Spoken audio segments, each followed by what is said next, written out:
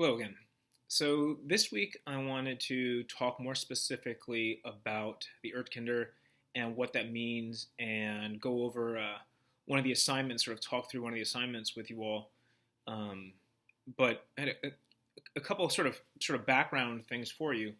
So when I originally started in Montessori, as I mentioned, I started as a 2-year-old child, right? So I wasn't thinking about Montessori as a career. I wasn't thinking about anything as a career. Um, I left Montessori for some years and then came back to teach high school science. That was before I ever received any Montessori training. Um, it was I thought that teaching might be interesting, and I had a background in science, and so it sort of fell into my lap, and the rest is history, as they say. Um, but I also mentioned that I had the opportunity to go to a very different school in the sense that I went to one of the very few schools in the early 80s that went from an infant program all the way through 12th grade. And so I grew up exposed to Montessori secondary programs. Um, and that's a pretty special thing. And then obviously having the opportunity to work at one and run one for many years has also given me different insight. But I sort of thinking back to my early sort of understanding of Montessori at the secondary level, what I kept on hearing about was this farm model, and the idea that it can only exist if children are on a farm. And at the time, and still to this day, one of the most famous Montessori farm schools is the Hershey Farm School in Ohio. That's where I did my training, and it was a wonderful experience to have people from all over the world, literally, uh, get together for a period of time as adults and really sort of experience what the children do and see where they do it. But one of the things that struck me as I was going through that experience, and one of the things that we talked about, was this idea of, wow, if this is what it is and we can't do this, are we really able to offer a Montessori secondary program? So if we don't have a large endowment, or we don't have a space, or if we're even in the inner city, what do we do? Do we just call it a day and say, nope, we can't do it? And I've thought a lot about that because I don't have, the school, I don't have a school that had a huge farm and a really good agricultural program. We had, some agricultural programs, but it certainly wasn't anything as beautiful as what I sort of held as the pinnacle. And so I've been thinking about that a lot as my career has sort of gone on, and have come to sort of the thought that there may be different ways to do things. But if we have a deeper understanding of the philosophical framework of why the farm works and what needs to be in a secondary program, then we can do it to meet our own needs. So, for example, even just looking at climates, there may be some places where we just literally cannot have a farm. I'm trying to think, probably not going to have a farm in the Arctic Circle, but in the far north, it's going to be difficult. So that may mean we need a greenhouse, or it may mean that we only have crops for, um,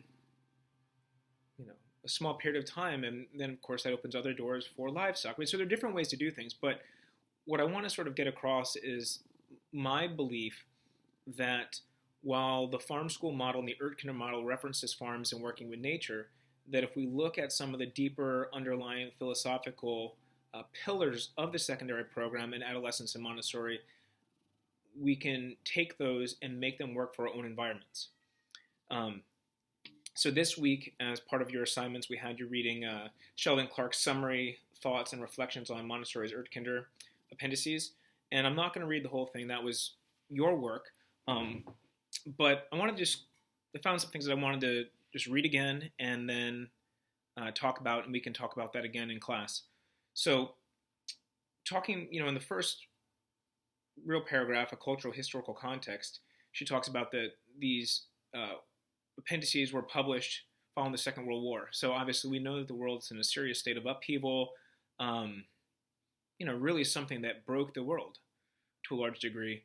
And so just thinking about the frame of mind where people are at, where there is a need for rebuilding, there is a need for healing, there is an idea of rebirth. And so that was certainly something positive in a way, but also remember that people are coming from a place of being scared and upset. So talking about education, she referenced the loss of crafts handed on within families and speaks of the confusion brought by sudden, unexpected demands that cause the necessity for vocational guidance and retraining. And so while this was written now almost 70 years ago, think about that for a second. When I reread this again, I think about the idea of the necessity for vocational guidance and retraining. Right now, we live in a world where technology is changing so fast that realistically, we can't even learn something and become experts enough in it before the technology has changed. I mean, essentially, we're in a continuous state of obsolescence, if that's even a word. I mean, one technology comes up and then it's gone. So part of what she suggests later on in this article is this need to learn how to learn. And I don't think that's, even though she wrote that, again, 70 years ago, I don't think that's any more relevant in the history of man since it is right now. If we look at technology and we look on a graph, and there are graphs that do this, and we can measure it, we have a fairly consistent slope.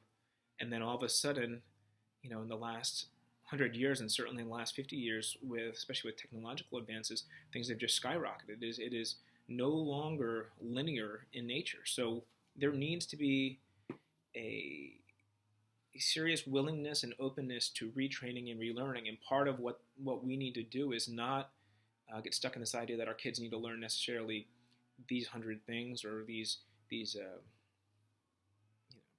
basic foundational principles, but we need to teach them how to continuously learn, how to relearn, rethink. And I think so much of that is done really nicely by Montessori all the way through, not just at the secondary level. Montessori wrote, partly in a state of disintegration and partly in a state of reconstruction. It spoke of the crisis resulting from the development of humanity having not kept pace with that of our external environment. Again, written so many years ago, but if we read that, if somebody wrote that today, we would read it and say, you know what? At least I would. I'd read it and I think that is really pertinent to what's going on right now. And so when I'm mentioning, when I'm talking about what she's saying, it's partly because I want to help establish the idea that even though everything that Montessori wrote obviously was a long time ago, it is still very much relevant. There are certain things in the Montessori curriculum that we may suggest are no longer accurate. There have been scientific advances that have essentially proven that the way that she classified, certain animals or living objects are different, but fundamentally what she's saying about how we learn and why we learn and how we need to learn is super relevant. She wrote, it is written, that of improving the individual in order to improve society. Adaptability, Montessori states, is the most essential quality for the human personality to prepare for the unforeseen. Again, even right now, as I'm recording this, we are living in an experience that none of us, I'm going to suggest that none of us have ever experienced. There are a few people that experience, in the world, very few people in the world that experience the flu pandemic, but never have we been in a situation where we're still to a large degree able to exist because of the use of technology. So we're living in this paradoxical world of being shut down while also trying to maintain. Even for those of us who are, anybody who's probably watching this is involved in education, and we're trying to maintain educational structure when it is so counterintuitive, especially as Montessorians, to what we're taught to do. So we're trying to learn this. So there is a need to prepare for the unforeseen. And so what happens when something different happens? Hopefully not in my lifetime. I don't know if I can make it through another one of these. But there is a need to teach people to be fluid, elastic, to think abstractly, be creative problem solvers. And again, as we sort of go through this document, we'll talk a little bit more about how the secondary program does that. Then, obviously there's a lot of really good stuff in the appendices, but I just highlighted some things that I wanted to speak on more specifically. But in the paragraph, the nature of reform, broadly stated, I'll just read it. The reform of secondary education, Montessori proposes, needs to move beyond basic preparation for a career and into, quote, a more dynamic training of character, and the development of a clearer consciousness of social reality.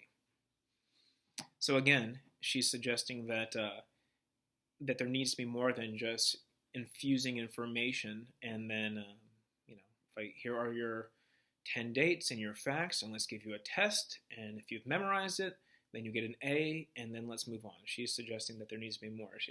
The development of a clearer consciousness of social reality and dynamic training of character. I know I highlighted that. Just thinking about, you turn on the news and just seeing the divisiveness and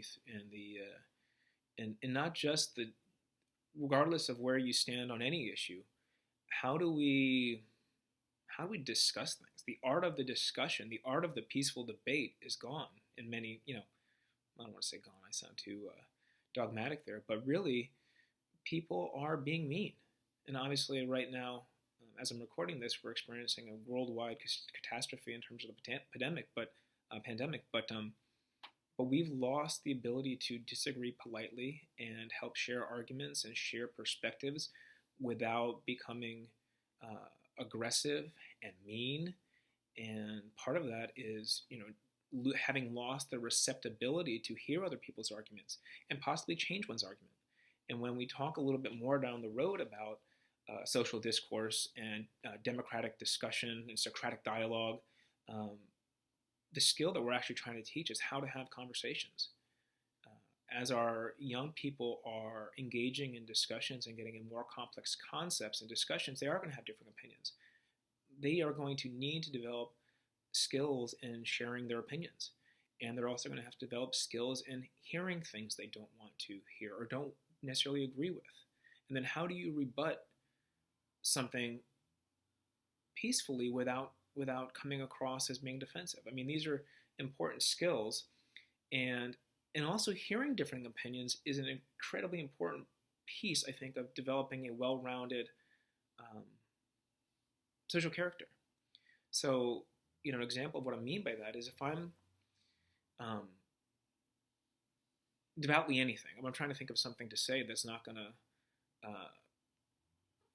to come across as political, but if I believe, okay, here we go. My cat just jumped into my lap, so that was a good reminder. If I believe that cats are profoundly better than dogs, and I believe that with 100% of my heart and all my conviction, and I'm passionate about cats, at some point I'm going to have a discussion with somebody else who feels the same way about dogs. And so while I could sit there and hold firm and say, yeah, whatever, or not even listen and just say cats are better, I'm not even going to listen to it.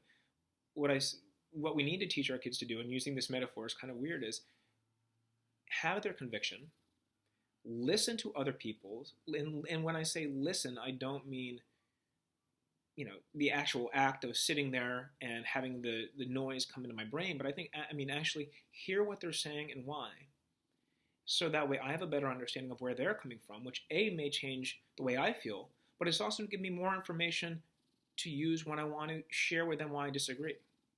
And that is part of, I believe this social reality that, social being the word here, that we need to learn those skills and reteach those skills. And what Montessori talks about with all the community work as part of the secondary program is not just learning about the land, but is having the opportunities to engage in that social work. So again, here just and I believe that those skills will serve our children better than many of the academic skills that most traditional schools hold to be the most important. And just really just looking at that word, clearer consciousness of social reality. If anybody has a clear idea or conscious right now, I'm impressed. But it's something for us to aim towards. Let's see. Well, here's something that I've referenced in other lectures and possibly in writing, is that in referencing Montessori's view on the adolescent, it's written, Montessori argues that in the adolescent years, intellectual capacity decreases while tendencies toward adult socialization rise.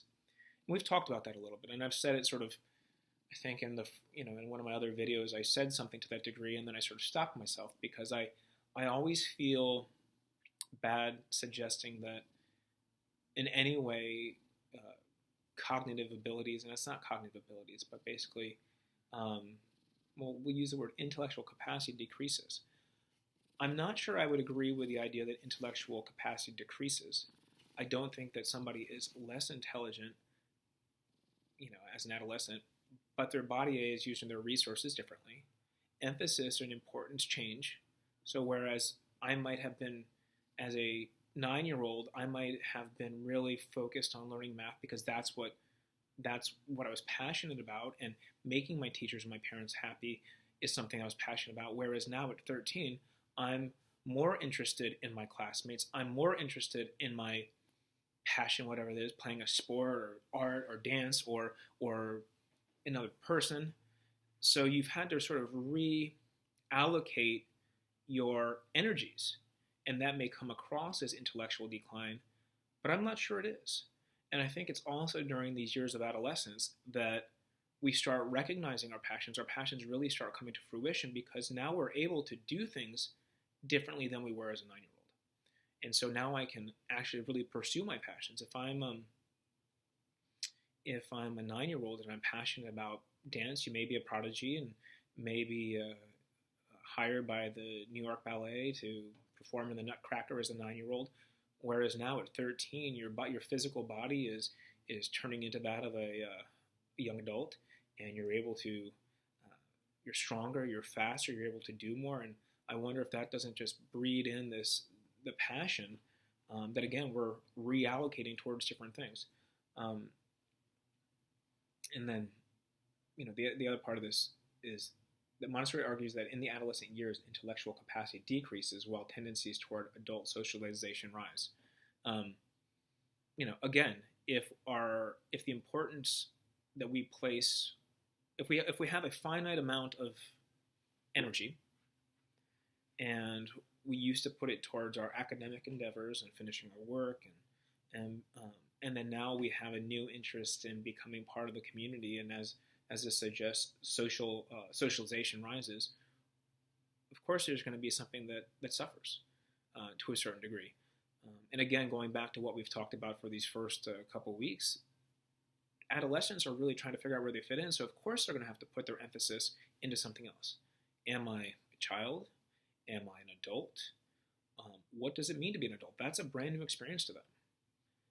I have had many interactions with adolescents over the years where you can almost see the clumsy attempts at maturity, and it's not necessarily that it's something that a child was trying to do because it was a natural response, but they were trying to mimic what they believe mature adult behavior is.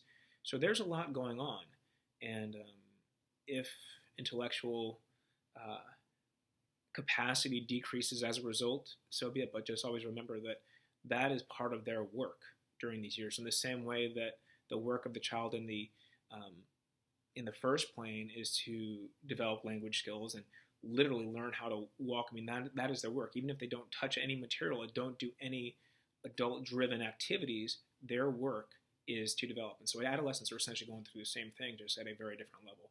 And yeah. In the discussion of the education or reform in relation to the needs of the adolescent, it's written educational environment which supports the psychological growth of the adolescent. We've talked a little bit about that psychological growth and what that means. But again, what she's striving for is that we put that psychological growth ahead of some of the other more commonly thought of skills of adolescence or of a high school kid or a middle school kid. Montessori calls for surrounding in the country and an open-air life, speaking not of a, quote, school, but rather of a center for study and work. Here's where I sort of have the most, I don't want to say important thoughts, but sort of going back to what I originally said of this idea of the farm school and doubting my ability to ever be able to participate in a school that was as beautiful as what I experienced and what I held as the pillar. what if we don't have access to a beautiful farm with a residential campus where children can really be away from their parents?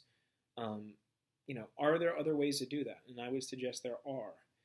Does the connection to nature play a huge role? Absolutely. Um, and it suggests that even nowadays it's probably more important than ever because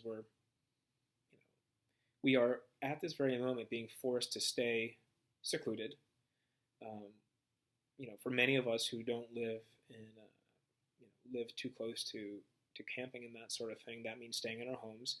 Um, but also, if you think about sort of even just the last 20 years of isolation, the idea that children are doing less outside, doing less together because they have access to each other through internet, things like Skype and Zoom and FaceTime.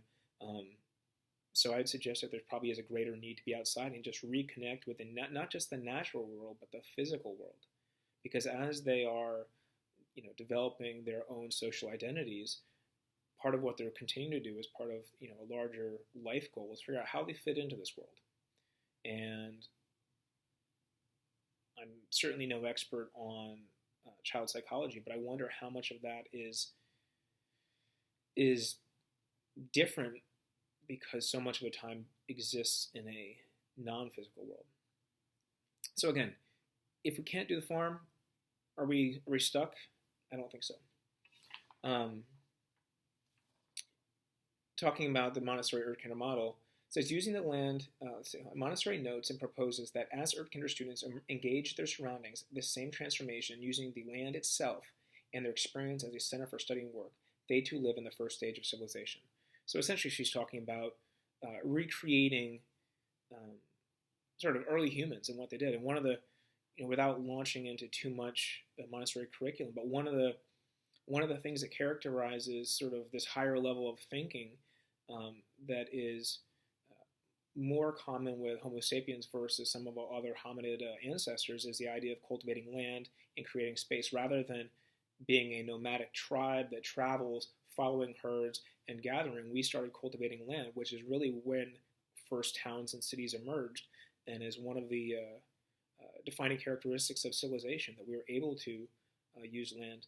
And actually there's some wonderful books out there that talk about really what that means, but I won't get into that right now because we're already sort of on the longer end of this.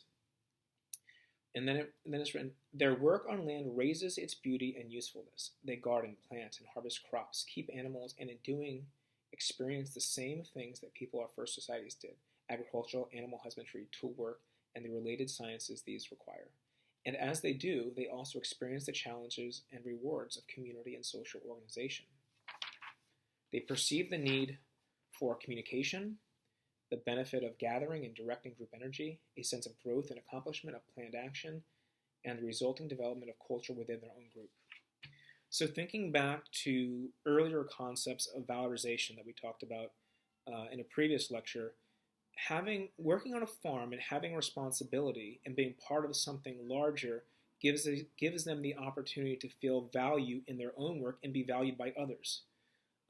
A control of error, to go look at sort of a Montessori term, if we've decided that the adolescent thrives and needs, in most part, and of course we know not everybody, on social interaction and appreciation, if they are expected and or required to do something, their job at the farm is to milk the cow. And if they don't milk that cow, they either don't have milk, or they don't have milk for butter, or the cow is in pain, or somebody else has to go do it. There is a natural control of error that if they don't play their part, they're going to have to face the consequences, which in this case are those things I just mentioned.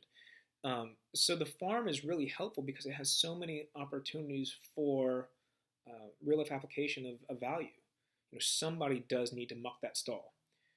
Somebody does need to get the water. Somebody needs to harvest the eggs. I mean, again, there's so many opportunities. And again, if you think about when Dr. Montessori was writing this, and just the life that she lived in, agriculture was in the role of agriculture in our world was very different. So I'm not at all suggesting that a farm is not a great model and that the return to nature is not incredibly important and powerful, but just that I want you to think about the question, can you create other opportunities for children to get those very same feelings in your own schools, in your own communities, where they have responsibility, where they are valued, and then can you do that in your own setting? And in my case, in different schools I worked at, different microeconomies. So a microeconomy is a small business, and that money is going towards something that the children feel passionate about. A common example in a secondary program is that children, go through the process of designing their own business plan for whatever business that is, and you as a leader, your job is to facilitate and guide, but not to make the decision. So if they go through the process of coming up with a business plan, and then they take it to fruition, and then it fails, there is learning in that. But if it doesn't fail, and then they raise the money that somehow supports their own community, their own endeavors, the sense of ownership that they have about that experience, about that object, is going to be much greater. For example, if and this is an easy one, but if we as a classroom or a community of adolescents are raising money to go on our trip, there is a very tangible reward. So if I don't wake up at 6 o'clock to go turn on the waffle iron to make the waffles that we're going to sell to the parents of the younger kids, then we're not going to make the money. Then we're not going to have the money to go on our trip. But if we do raise that money, and then we are able to pay our own way for our trip rather than asking mom and dad to just fork over some money, we're going to have a real strong connection to that trip, in the sense that I remember the work that went into it. I remember waking up at much earlier in the morning than I was comfortable because I had to, as part of something larger.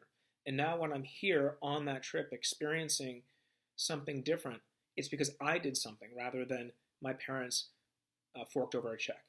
So again, many opportunities to do that. So I want you just to think about that and just keep that in mind as we continue this conversation on secondary education. Let me see if there's anything else I wanted to go over here. Well, this is actually probably just a really nice way to end it. Well, she writes, Montessori calls for Erdkinder students to engage in the operation of a small business, selling products from their land based on endeavors, or even operating hotels, applying their abilities to the realms of commerce and exchange. Yeah, we just talked about that a bit. Again, helping them discover the world of the adult, getting valued for it, getting valued by their community, by their classmates, feeling pride. And then she writes, or the article writes, in the modern world, Montessori seems to say it is not enough for schools to train young people to get a job. Indeed, Montessori's reform for secondary education empower young people to create occupations for themselves, moving with a confidence born of awareness, insight, and maturity. The phrase creating occupations for themselves, sort of going back to where we started, this idea that many of the jobs that students, even in our secondary programs, are going to have when they leave school probably don't even exist. There are technologies that don't exist. So while it's important to teach them basic skills and teach them to have a connection with their physical world, above everything else, we need to teach them to be flexible and to instill in them not just a desire to learn, but an ability to learn. One of the things that we haven't explicitly talked about yet is failure. One of the things that I think has happened in education, and this is, I won't get into this too much, but maybe at some point I'll talk about a book called Raising Lions, which is by a man named Joe Newman, and it's actually on behavior in children. But because we are so afraid to let our children fail, they don't ever develop resilience. So that way, when they do leave the confines of our schools and our homes, and they're faced with a challenging situation, they either fail and then feel such a sense of failure that they're afraid to try something else, or they're afraid to take those chances to start with. So we need to keep all these things in mind throughout everything we do in Montessori and all of our work with children. But just, I guess, sort of the underlying theme is that there's so much more to preparing them and educating children than the transition of information. And and that's powerful stuff. So I hope you all have a wonderful week, and I look forward to reading your posts, and have a good day.